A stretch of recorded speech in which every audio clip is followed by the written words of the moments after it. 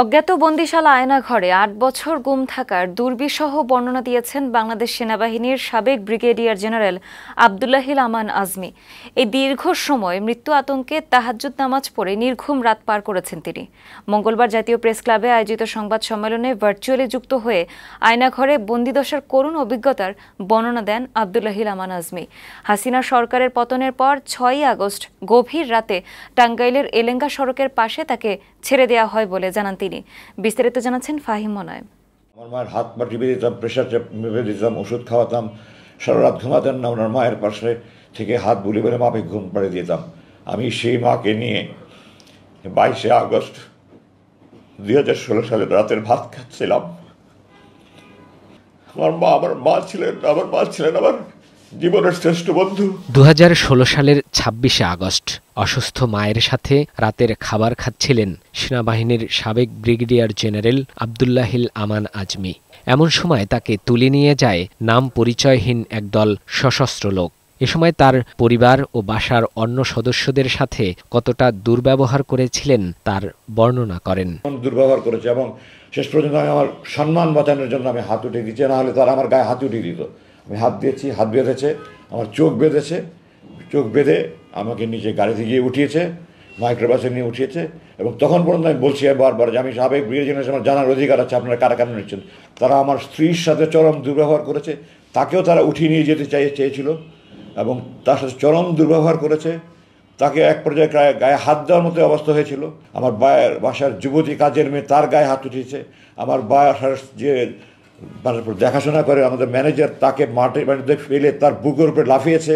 কোনো মামলা অভিযোগ ছাড়াই হাতকড়া পরিয়ে চোখ বেঁধে তুলে নিয়ে যাওয়া হয় তাকে। জিজ্ঞাসাবাদের কথা বলে দিনের পর দিন আটকে রাখা হয়। শারীরিক আঘাত না করলেও মানসিক নির্যাতনের শিকার হতে হয়েছে 29,794 দিন। ডানে বামে করে প্রায় ঘন্টা ড্রাইভ করে আমাকে একটা রুমে নিয়ে গেল। রুমে নিয়ে গিয়ে আমাকে তারা চোখ হাত খুলে দিল। তারা অনেক জোরাজোরি করেছে। আমি বলছি না আপনারা দেবো না, আপনারা যা করতে পারেন, আমি আমার স্যান্ডেল দেবো না, এটা আমার বাবার স্মৃতি। তো শেষ পর্যন্ত তারা আমাকে স্যান্ডেল রাখতে দিয়েছে। তারপর আমাকে খাবার দিয়েছে তারা এক প্যাকেট বিরিয়ানি। আর বিরিয়ানি তো কেন, আমি তো তখন মৃত্যুর আশঙ্কা করছি। আমি গাড়িতে তাদের জিজ্ঞাসা করেছিলাম আপনারা কি আমাকে ক্রস ফায়ারের জন্য নিয়ে যাচ্ছেন? তো আমার পাশে থেকে একজন বললো না, আমাদের উপরস্থ কর্তৃপক্ষ আপনাদের কথা বলবে, কথা বলা শেষ হলে আপনাকে দিয়ে যাবো আমরা। মঙ্গলবার সকালে জাতীয় প্রেস ক্লাবে ভিডিও কনফারেন্সের মাধ্যমে সংবাদ সম্মেলনে জামায়াতের সাবেক আমির অধ্যাপক গোলাম আজমের ছেলে আব্দুল্লাহিল আমান আজমি অজ্ঞাত বন্দিশালার নির্মম অভিজ্ঞতা ও মুক্তির বর্ণনা দেন সাংবাদিকদের সামনে। মুক্তি পাওয়ার 25 দিন পর দীর্ঘ 8 বছরের আয়নাঘরে অন্ধকারে দিনগুলোর কথা তুলে ধরে কান্নায় ভেঙে পড়েন। তাহাজ্জুদ পড়ে আল্লাহর কাছে খুব কান্নাকাটি করলাম। আর সারা রাত তুমি এই আতঙ্কে আছে। একটা আপায়ের আওয়াজ শুনলে আমি মনে করছি এই বুঝে আমাকে ক্রস ফায়ার নিয়ে যাচ্ছে, এই বুঝে আমার ক্রস ফায়ার নিয়ে যাচ্ছে। তো আমাদের সে গুম মানে তো ক্রস ফায়ার, এটাই একটা চিরাচরিত হয়ে আসছে। সারা রাত আমি তাহাজ্জুদে আল্লাহর কাছে চোখের পানি ফেলে কান্না করলাম, আল্লাহ এই নামাজ যদি আমার শেষ নামাজ হয়, আর জালেমরা যদি আজকে আমাকে, তোমার যদি জালেমদের হাতে আমার মৃত্যু রেখে থাকো, তুমি আমাকে শহীদের মর্যাদা দিও।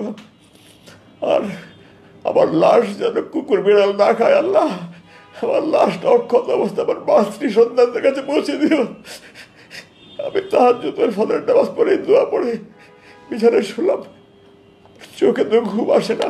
তিনি জানান নামাজের সময় কখন হয় তাও জানতে দেয়া হতো না।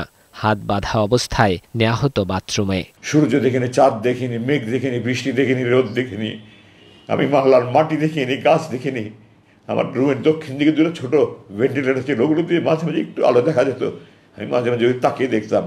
তারা একটা সিসি ক্যামেরা দিয়ে খেয়াল করে ওটাও বন্ধ করে দিয়েছে। আমার বুক হাহাকার করতো, আমি আল্লাহর দুনিয়া দেখতে চাই। মাঝে মাঝে মনে হতো আমি বন্ধ করি তাহাজ্জুদ পড়ে যে আল্লাহ যারা তোমার দুনিয়া দেখা আমার জন্য বন্ধ করে দিয়েছে, যদি তাদের দৃষ্টিশক্তি বন্ধ করে দাও। আমি বড় চুল রেখেছি, আমি বলেছি এটা আমার মৌন প্রতিবাদ। আমাকে নামাজের সময় বলেন, আমি তাহাজ্জুদ পড়ে বসে আছি, ফজরের নামাজ পড়বো, কিন্তু নামাজের সময় বলে না। আমি জোহরের নামাজের টাইম জানতে চাচ্ছি যে জোহরের নামাজে ওয়াক্ত হলে নামাজটা পড়ে একটু শুভ, তারা নামাজের টাইম পড়ে না। আমার আজান মাঝে মাঝে শোনা যেত, হালকা হালকা শোনা যেত, ভেন্টিলেটরটা বন্ধ করার পরে ওটাও শোনা যেত। কারণ তার অভিযোগ ভারত বিরোধী কথা বলা ও গোলাম আজমের ছেলে হওয়ার অপরাধে তাকে গুম করা হয়। তাকে বিদেশে চলে যাওয়ার প্রস্তাব দিয়েছিল গুমকারীরা। সমস্ত নদীতে বাদ দিয়ে, ফারাক্কাবাদের মতো বাদ দিয়ে, যখন আমাদের পানির দরকার তারা আমাদের খরা তৈরি করছে, আর যখন আমাদের দেশে বন্যা তখন তারা বাদ।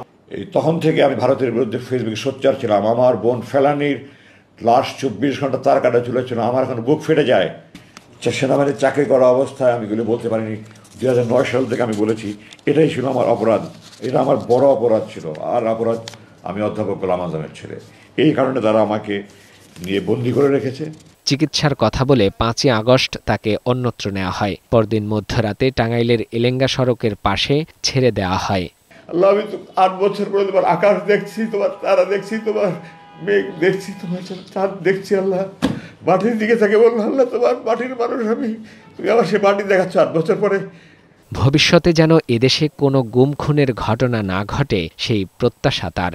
এছাড়াও পিলখানা হত্যাকাণ্ড এবং সব গুম খুনের বিচার দাবি করেন আব্দুল্লাহিল আমান আজমি। তাদের বিরুদ্ধে আমি সরকারের কাছে বিচার চাই। ফাহিম মুনাইম, বৈশাখী সংবাদ, ঢাকা।